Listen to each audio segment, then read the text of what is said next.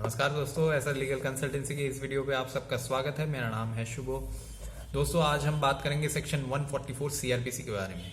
ये सेक्शन आप सबको सुनने को अक्सर मिलता होगा दोस्तों। जब स्टेट की हालत खराब होती है तो अक्सर प्रशासन इस सेक्शन को इस्तेमाल करते हैं लोगों के ऊपर। तो सेक्शन 144 आपको सुनने को तो मिलता है, लेकिन ये सेक्शन है क्या और कब ये इसको इम्पोज कर सकते हैं लोगों के ऊपर, फिर कौन अथॉरिटी है जो इसको, कौन से अथॉरिटी इसको इम्पोज कर सकते हैं, और अगर इसका कोई उल्लंघन करता है तो उसको क्या क्या पनिशमेंट मिलेगा, कौन से धाराएं उसके ऊपर लगेगा। तो ये सारी चीज़ें हम आज इस वीडियो में डिस्कस करेंगे। देखा जाए तो दोस्तों, सेक्शन 144 सीआरपीसी एक अगर सिंपल वर्ड्स में समझा दूं, सरल भाषा में आपको समझा दूं, तो सेक्शन 144 सीआरपीसी अथॉरिटी को ये एक पावर देता है to issue order in matters of public interest. तो पब्लिक इंटरेस्ट को प्रोटेक्ट करने के लिए अथॉरिटी के पास ये एक पावर है कि वो अब ऑर्डर इशू कर सके। अब ये अथॉरिटी किसके पास है? तो अगर सपोज कीजिए सेक्शन 144 मतलब स्टेट में इम्पोज होता है, तो फिर उसका पावर जो रहता है, जो अथॉरिटी उसको मतलब ऑर्डर इशू कर सकते हैं, तो वो सिर्फ एग्जीक्यूटिव मजिस्ट्रेट ही इशू कर सकते हैं।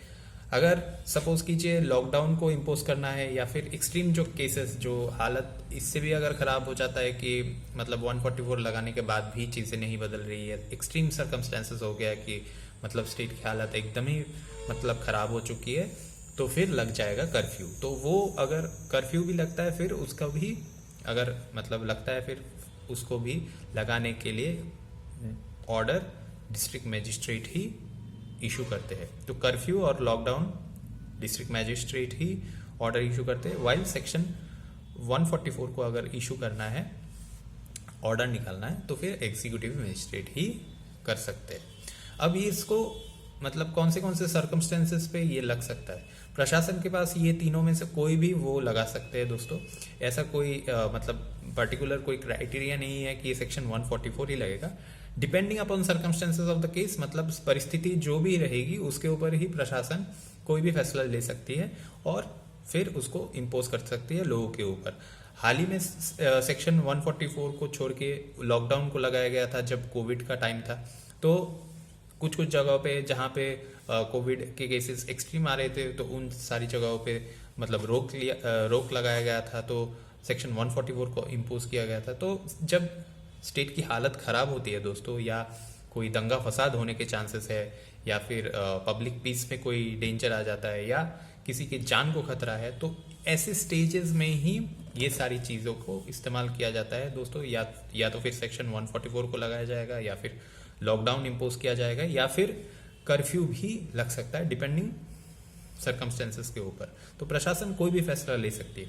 अब सपोज कीजिए अगर सेक्शन 144 स्टेट में लग गया है, और अगर आप अपने 5-6 दोस्तों के साथ निकल पड़ते हो कहीं पे, सेक्शन 144 इम्पोज हो गया है और 5-6 दोस्तों के साथ आप कहीं निकल पड़ते हो मतलब घूमने के लिए, तो ऑफिशियल जो स्टेट के ऑफिशियल्स है, जो प्रशासन के ऑफिशियल है, वो आपको मतलब रोकने की कोशिश करते हैं। अगर आप फिर वहाँ पे नहीं रुकते हो, अगर आप उनकी बात नहीं मानते हो, फिर under section 188 of the Indian penal code के हिसाब से आपको पनिशमेंट मिलेगा, जिसमें सज़ा आपको मिलेगी 6 महीने तक का सज़ा है और फाइन।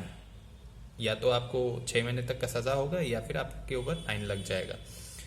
अब बात आती है जहाँ पे सेक्शन 269, 270 और 271 की, तो वहाँ पे पब्लिक हेल्थ की बात कही गई है दोस्तों। अगर किसी को सपोज कीजिए कोई जानलेवा बीमारी है और वो नेग्लिजेंटली यहाँ वहाँ घूमते हैं, तो ऐसे कंडीशंस पे उनके ऊपर section 269 of the Indian penal code लग जाएगा और उनको 6 महीने तक का सज़ा मिलेगा, और या तो उनके ऊपर फाइन लगेगा।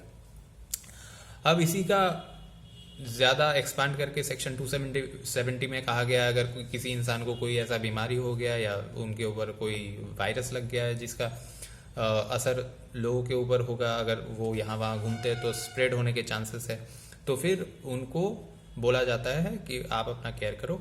अगर वो नहीं बात मानते, इंटेंशनली यहाँ वहाँ घूमते हैं, ये जान के उनको ऐसा कोई बीमारी हो गया है जो स्प्रेड हो सकता है, जिसमें औरों को भी ये खतरा है, जानलेवा बीमारी वो स्प्रेड हो सकता है, तो फिर अगर वो इंटेंशनली यहाँ वहाँ घूमते हैं, तो under section 270 of the Indian penal code उनके ऊपर ये प्रोविजन लगेगा ये सेक्शन उनके ऊपर लगेगा जिसमें उनको सज़ा मिलेगी 2 साल तक और फाइन, या तो उनको फाइन लगेगा या फिर 2 साल की उनको सज़ा हो जाएगी।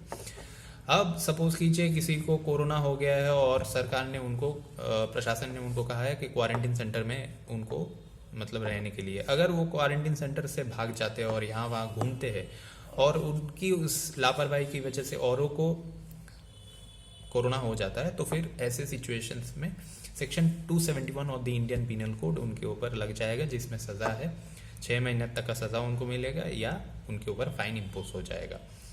हाल ही में आप सब लोगों ने देखा था दोस्तों कि जब कोविड का टाइम चल रहा था, तब जब कोरोना केसेस बहुत ज़्यादा हो रहे थे, तब क्वारंटीन सेंटर से बहुत सारे लोग भाग गए थे, तो उनके ऊपर ये सेक्शन लगाया गया था और उनको फाइन दिया गया था कि उनको फाइन देने के लिए मतलब उनको जुर्माना भरने के लिए बोला गया था, या फिर उनको सिचुएशन के हिसाब से अगर एक्सट्रीम सिचुएशन है तो उनको सज़ा भी मिली। तो इस सारे सेक्शंस पे ही ज़्यादातर पनिशमेंट दिया जाता है दोस्तों, और प्रशासन अगर स्टेट का हालत ख़राब होता है तो कोई भी फैसला ले सकते हैं, या तो वो सेक्शन 144 को इम्पोज कर सकते हैं या फिर लॉकडाउन को इम्पोज करेंगे। अगर लॉकडाउन से भी बात नहीं बनती है फिर आ जाएगा बात कर्फ्यू की, और ये सारे मतलब अथॉरिटी 144 में एग्जीक्यूटिव मजिस्ट्रेट के पास रहता है, और कर्फ्यू और लॉकडाउन को सिर्फ और सिर्फ डिस्ट्रिक्ट मजिस्ट्रेट ही ऑर्डर इशू कर सकते हैं। तो आई होप आपके जितने भी डाउट्स है सेक्शन 144 को लेके कि कब कब ये लग सकता है और कौन से धारा है जहाँ पे अगर कोई इसका उल्लंघन करे तो उसको कौन से धारा पे सज़ा मिल सकती है, ये क्या सज़ा मिल सकती है, ये सारी चीज़ें आपको पता होगी है दोस्तों। आज के वीडियो में इतना ही दोस्तों, मिलेंगे अगले वीडियो पे, तब तक अपना ख्याल रखिए, सुरक्षित रहे, और ऐसा लीगल कंसल्टेंसी की इस चैनल को सब्सक्राइब ज़रूर करें। मुझे अपना प्यार देने के लिए आप सबका बहुत बहुत शुक्रिया।